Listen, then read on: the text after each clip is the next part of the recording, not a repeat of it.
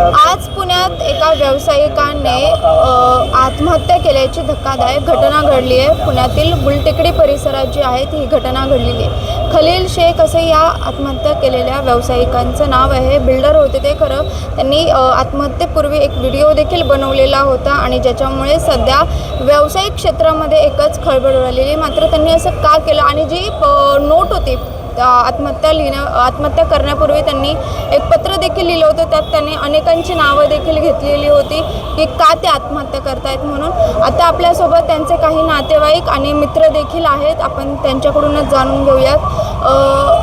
सर्वप्रथम तर तुम्ही तुमची ओळख सांगा, त्यांच्याशी तुमचा काय संबंध होता ते सांगा आणि नेमकं काय असं घडलं की त्यांनी हे पाऊल उचललं। माझं नाव शेख मुनवर शेखनूर आहे। तो माझा आता जो मयत झालेला आहे तो माझा मावस भाऊ होता आणि माझे आणि त्यांचे एकच गाव आहे। एका गावातलेच आम्ही दोघं पण आहोत आणि त्यांचे व्यवसाय होता सेंटरिंगचा आणि काही बिल्डिंगचे पार्टनरशिप पण करत होते। असं काय घडलं होतं की त्यांनी हे एवढं टोकाचं पाऊल उचललं? त्यांचे पैशाचे पेमेंट येणं बाकी होतं त्यांच्याकडून आणि कर्जदार त्यांना जास्त त्रास देत होते म्हणून थोडे डिप्रेशनमध्ये होते आणि यांना पैसा मागितला तरी देत नव्हते। नेमकं कोण त्यांना पैसे मागत होतं, काय तो विषय होता, किती कोटींचं कर्ज होतं, काय ते सविस्तर थोडं सांगा। नाही, मला नाही सांगता येणार मॅडम, तेवढं त्यांच्या घरच्यांना माहिती आहे। काय सांगाल, ते तुमच्याशी कधी बोलले होते का? नेमकं काय चाललंय, का ते स्ट्रेसमध्ये तेवढं तुमचं कधी काही बोललं? काय तसलं काय बोलणं नव्हतं आमचं। काय फक्त मला म्हणायचे लोक पण पैसे यायचे एवढं म्हणायचे आम्हाला। कामं बंद आहेत, आपले कामं चालू नाहीत, पैसे लोक देणार, दुसरे आपल्याला त्रास देतात, हे फक्त बोलत होते। त्यांनी कधी तुमच्यासमोर उल्लेख केला होता का? नाही, आमच्यासमोर मॅडम त्यांचा कधी काय उल्लेख वगैरे झाले नाही, पण आज सकाळी जेव्हा आम्हाला माहिती पडलं की कशावरून झालं काय झालं तर त्यांनी एक ग्रुप आहे गुलटेकडी जनजागृती समितीचा म्हणून, त्या ग्रुपमध्ये त्यांनी ते व्हिडिओ टाकले, म्हणजे कमीत कमी 4 व्हिडिओ टाकले आणि पाठी ही घटना त्यांनी घडून आणलेली आणि मयत व्यक्ती हे फार चांगले महत्त्वाचे होते, म्हणजे प्रत्येक लोकांना ते मदत करायचे वगैरे वगैरे। वस्तीचे पण लोक आहेत, आमचे राहणारे लोक आहेत, त्यांचे नातेवाईक लोक आहेत, तर त्यांचं कंटिन्यू काम एकदम चांगलं होतं। पण त्यांचं जे विषय त्यांनी आज एक मोठा पाऊल त्यांनी उचलला ना, त्याची काही पार्टनर लोक होते त्यांची, म्हणजे त्यांचं सेंटरिंगचं काम होतं, ते बिल्डर लॉबीमध्ये ते काम करत होते आणि ते काम करत असताना त्यांनी ते मार्केटमधनं बाहेरनं काही पैसे उचलले, म्हणजे ते जे लोक त्यांना पैसे देणार आहेत त्यांच्या बोलण्यावरून त्यांनी ते पैसे घेतलेले होते।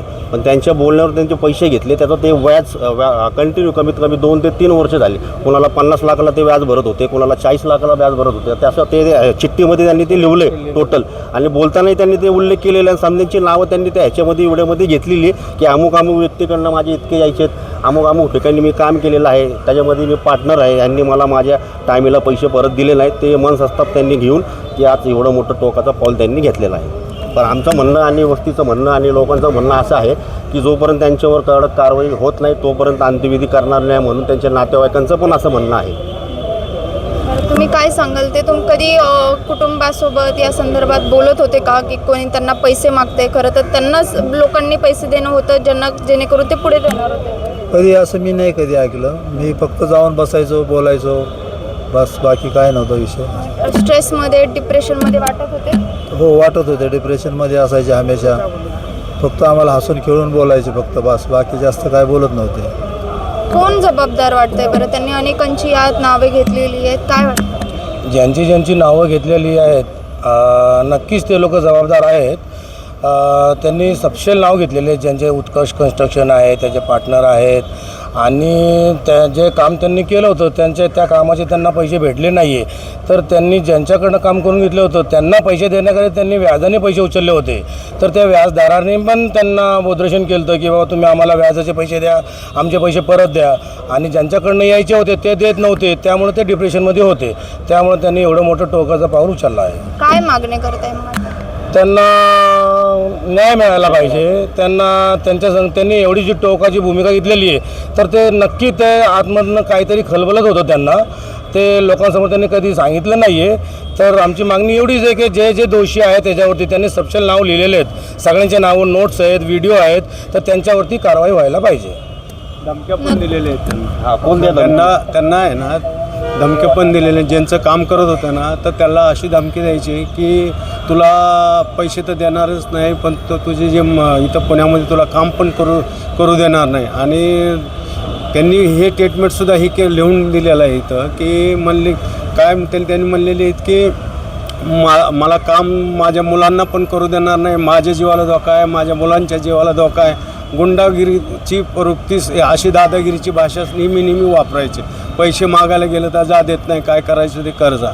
आता ते माझं जवळजवळ माझे त्यांचे आहेत ना 25 ते 30 वर्षाचे संबंध आहेत. माझा भाऊ आहे तो आणि युवाई पण आहे, माझी मुलगी पण दिलेली आहे. पण कधी त्यांनी असं म्हणजे हे एवढं म्हणजे माणूस ते बहादूर होतं की कधी कोणाचं असे म्हणजे त्यांना हे प्रवृत्त केलं त्यांनी की हे आत्महत्या करण्यासाठी प्रवृत्त केलेलं आहे. बाकी काय नक्कीच पाहायला गेलं तर आज एका व्यावसायिकाने पुण्यात जी आहे ती आत्महत्या केलेली आहे आणि त्यांच्यावरती प्रचंड कर्ज झालेलं होतं. ज्यांच्याकडून पैसे येणार होते ते त्यांना पैसे देत नव्हते आणि त्याच्यामुळेच त्यांनी हे टोकाचं पाऊल जे आहे ते उचलल्याचा आरोप जो सध्या त्यांच्या कुटुंबाकडून करण्यात येतो. आणि यासोबतच जे कोणी ज्यांचं या पत्रात किंवा त्यांनी ज्यांचा उल्लेख केला आहे त्या सर्वांवरती कारवाई करण्यात यावी अशी मागणी सध्या यांच्याकडून करण्यात आली. Shivani Lakade, Times of Maharashtra, Pune. केदारी साहेब, मी खलील शेख बोलतो आहे. तुम्हाला बगर पैशाचं पार्टनर घेतलं 1142-43ला, 1151-52ला तुम्हाला बगर पैशाचं पार्टनर घेतलं. जंगमवाड्याला 420ला बगर पैशाचं पार्टनर घेतलं. बाकी तुम्ही काय केलं? आमच्या संग गद्दारी केली. हमीद भाई आणि तुम्ही काय करताव काही कळत नाही. माझं 1,54,00,000 रुपये तुमच्याकडून येणं आहे. तिथं 4 फ्लॅट शिल्लक आहेत. तरी पण तुम्ही ते 4 फ्लॅट जाणून बुजून विकत नाही. 1 फ्लॅट तुमच्या स्वतःच्या बहिणीला दिला. 3 फ्लॅट भाड्यानं चढविले. तुम्हाला महिन्याला 40,000 रुपये भाडं येतं आहे. तर 2011पासून तुम्ही 2026पर्यंत भाडं खाताव. कमीत कमी तिथलं भाडं झालं आहे 72 लाख रुपये. तरी पण तुम्ही एकटेच भाडे खाताव, तुम्ही आणि अमित भाई. ही कुठली पद्धत आहे?